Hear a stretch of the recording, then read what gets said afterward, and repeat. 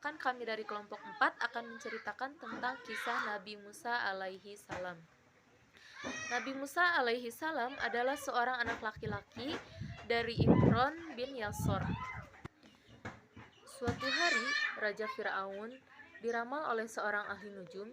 Dikatakan bahwa Raja Fir'aun akan dibinasakan oleh seorang anak laki-laki keturunan dari Bani Israel. Mendengar ramalan tersebut, Raja Fir'aun syok dan kaget, kemudian memerintahkan untuk membunuh setiap bayi laki-laki yang lahir di wilayah Mesir, agar tidak ada bayi laki-laki yang hidup. Namun, atas kehendak dan seizin Allah Subhanahu wa Ta'ala, lahir seorang bayi laki-laki keturunan Yakub bin Ishak yang sehat. Untuk menghindari kejaran dari tentara Fir'aun, bayi Nabi Musa alaihi salam dihanyutkan di sungai Nil. Kemudian, seorang bayi laki-laki keturunan Yakub bin Ishak yang sehat. Untuk menghindari kejaran dari tentara Fir'aun, bayi Nabi Musa alaihi salam dihanyutkan di sungai Nil. Kemudian, bayi Nabi Musa alaihissalam itu ditemukan oleh Siti Aisyah, yaitu istri dari Raja Fir'aun itu sendiri. Kemudian Siti Aisyah membawa bayi Nabi Musa alaihissalam ke istana, dan pada saat Raja Fir'aun melihat bayi tersebut, Raja Fir'aun langsung mencabut pedangnya dan akan membunuh bayi tersebut. "Apa yang akan tuanku lakukan?" tanya Siti Aisyah. "Dia akan kubunuh, karena aku takut dia yang akan menghancurkan kerajaanku," jawab Raja Fir'aun. "Tuanku, kenapa engkau akan membunuhnya? Kenapa engkau takut kepadanya? Aku akan mengangkat bayi ini sebagai anakku," jawab Siti Aisyah sambil merayu Raja Fir'aun untuk tidak membunuh bayi itu. Musa pun diangkat menjadi anak Fir'aun dan diasuh oleh Siti Aisyah. Kemudian bayi itu diberi nama Musa, yang artinya dalam bahasa Mesir, Musa artinya mu berarti pohon dan sya berarti sungai. Artinya adalah anak yang ditemukan di pohon sungai. Kemudian anak itu terus saja menangis, sehingga Siti Aisyah pun menyusuinya, dan tetap saja menangis bayi tersebut. Kemudian disuruhlah dayang-dayang untuk menyusuinya, tapi tetap saja menangis. Kemudian mendengar berita tersebut, Yukabad yaitu ibu dari Nabi Musa alaihi salam segera datang ke istana dan menyusui Nabi Musa secara terus-menerus, sehingga Nabi Musa alaihissalam dapat bertemu dengan ibunya. Saat sudah dewasa, Nabi Musa dikaruniai kecerdasan dan kesempurnaan jasmani oleh Allah Subhanahu wa Ta'ala. Melihat kesengsaraan Bani Israel yang ditindas oleh Raja Fir'aun, beliau akan membela kaum Bani Israel yang lemah. Karena itulah dia memilih untuk meninggalkan istana Raja Fir'aun. 10 tahun Nabi Musa keluar dari Mesir, keluar dari istana, dan telah beristri Sapura anak Nabi Shu'aib. Beliau bertekad untuk kembali ke Mesir menemui keluarganya. Namun, agar tidak tertangkap oleh tentara Mesir, beliau melewati Bukit Tursina. Saat di Bukit Tursina, dia melihat ada sinar di atas bukit. Dia pun mendekat. Namun saat mendekat, api tersebut terdengar suara seruan, yang ketika ia datang ke tempat itu, ia dipanggil. "Hai Musa, aku ini Allah, Tuhanmu. Maka tanggalkan terompahmu. Engkau berada di lembah suci tua, dan aku telah memilih engkau menjadi rasulku. Karena itulah dengarkan baik-baik apa yang akan diwahyukan kepadamu. Sesungguhnya aku Allah, tiada Tuhan yang hak melainkan aku. Karena itulah sembahlah aku dan kerjakanlah sholat.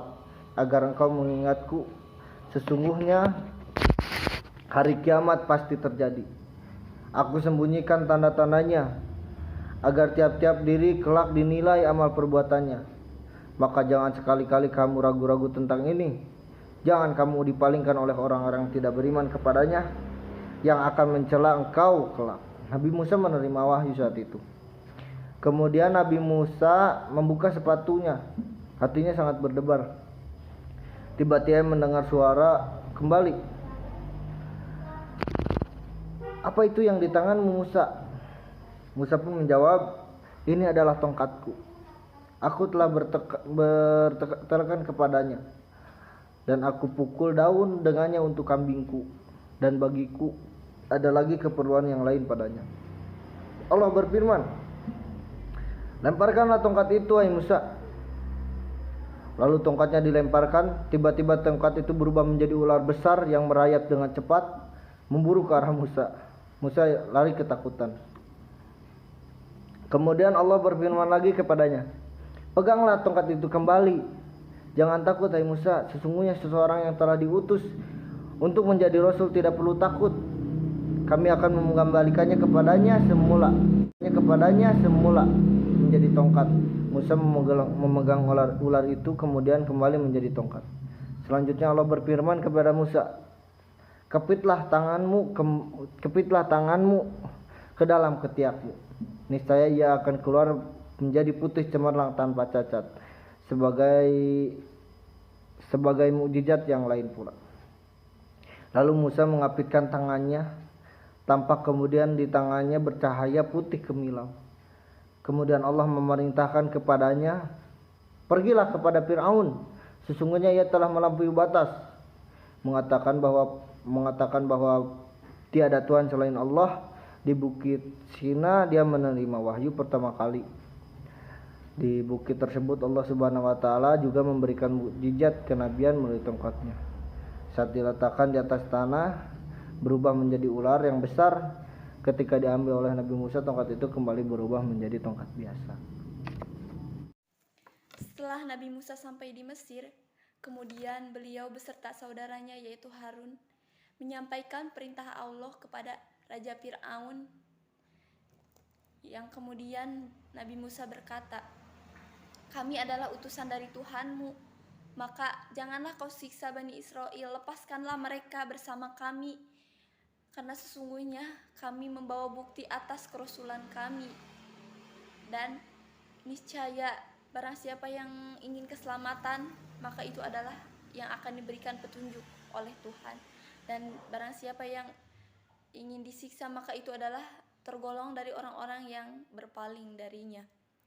Kemudian setelah itu Nabi Musa menunjukkan mukjizatnya yang diberikan oleh Allah Subhanahu wa taala, yaitu dengan memasukkan tangannya ke dalam ketiaknya, dan tidak lama kemudian muncullah cahaya berkilau yang sangat terang. Setelah itu Raja Fir'aun pun tidak percaya atas apa yang dilihatnya, maka terjadilah dialog antara Nabi Musa dan Raja Fir'aun mengenai ketuhanan. Raja Fir'aun tidak percaya atas apa yang dilihatnya, bahkan Raja Fir'aun berkata, wahai Musa, kau adalah tukang sihir. Ada banyak tukang sihir di istanaku yang lebih hebat darimu. Saking marahnya Raja Fir'aun. Kemudian dia menantang Nabi Musa untuk bertanding dengan tukang sihir yang ada di istananya. Suatu ketika beliau mengadakan suatu pertandingan yang sangat megah dengan tukang sihir yang ada di kerajaannya, dan mengecoh Nabi Musa beserta saudaranya yaitu Harun dengan opini bahwa jika ingin menyelamatkan Bani Israel, maka kau harus bersedia bertanding dengan tukang sihirku. Pertandingan itu diadakan di antara pertengahan antara kota Mesir dan Madian. Kemudian datanglah Nabi Musa dan Harun karena berniat untuk menyelamatkan Bani Israel. Kemudian terjadilah pertandingan, yaitu yang pertama yaitu tukang sihir dari Raja Fir'aun menunjukkan keahliannya dengan melemparkan sebuah tali dengan bisa berubah menjadi seekor ular yang kecil dan menjalar ke arah Nabi Musa. Nabi Musa pun ketakutan, dan kemudian Allah memberikan wahyu kepada Nabi Musa. Wahai Musa, lemparkanlah tongkat yang ada di tangan kananmu, niscaya dia akan menelan perbuatan dari tukang sihir itu. Karena pada hakikatnya tukang sihir tidak akan menang dengan cara bagaimanapun. Quran surat Toha ayat 69. Kemudian atas wahyu dari Allah Subhanahu wa taala, Nabi Musa pun melemparkan tongkatnya dan seketika berubah menjadi ular yang sangat besar dan menelan ular-ular kecil dari para tukang sihir itu. Kemudian tukang sihir itu terkejut dan syok melihat apa yang dilihatnya itu sangat luar biasa. Bahkan sampai tukang sihir itu pun tidak berkutik dan langsung berpindah dan langsung syahadat ingin masuk Islam. Kemudian segala tukang sihir itu bersujud, tunduk seraya berkata, "Kami telah percaya kepada Tuhan Harun dan Musa." Momen itu diabadikan dalam Quran surat Toha ayat 70. Karena melihat tukang sihirnya telah beriman kepada Nabi Musa alaihissalam, amat gusarlah Fir'aun dan dihukumlah mereka yang beriman kepadanya. Tangan dan kaki mereka dipotong berlawanan, kaki kiri dipotong dan tangan kanannya dipotong. Kemudian mereka disalib pada pohon kurma. Demikianlah ujian bagi mereka yang beriman dan menentang Fir'aun. Demikian pula ketika Fir'aun mengetahui bahwa istrinya Asiyah telah beriman kepada Allah, maka Fir'aun bertambah-tambah marahnya sehingga istrinya disiksa sampai mati. Demikian juga orang-orang yang beriman disiksa dengan siksaan yang amat sangat berat. Akhirnya Nabi Musa bersama-sama orang yang beriman keluar dari Mesir. Setelah mereka tidak berdaya lagi di Mesir, maka Fir'aun mengejar mereka sampai ke pantai Laut Merah. Kemudian Allah mewahyukan kepada Nabi Musa untuk memukulkan tongkatnya ke laut, sehingga laut pun menjadi jalan besar dan membelah dua untuk dilalui Nabi Musa dan pengikut-pengikutnya. Fir'aun mengejar Musa ke tengah laut itu. Dan sewaktu Fir'aun dan bala tentaranya mengejar dari belakang sampai di pertengahan laut, air laut pun bersambung kembali menjadi satu. Kemudian mereka mati tenggelam semuanya. Fir'aun dan bala tentaranya mengejar Nabi Musa dan orang-orang yang beriman ke tengah laut, lalu mereka ditutup oleh laut yang menenggelamkan mereka semua. Momen tersebut diabadikan dalam Quran surat Toha ayat 78. Tubuh Fir'aun ditemukan telah mati di pinggir pantai oleh orang-orang Mesir. Lalu tubuhnya dimumi, sehingga sampai saat ini orang dapat melihatnya di museum Mesir. Walaupun Fir'aun telah mati, namun rakyatnya yang menerima ajakan Fir'aun bertahun-tahun masih banyak. Dan jiwanya sangat sulit untuk diperbaiki dan diajak menjalankan ajaran yang dibawa oleh Nabi Musa alaihissalam.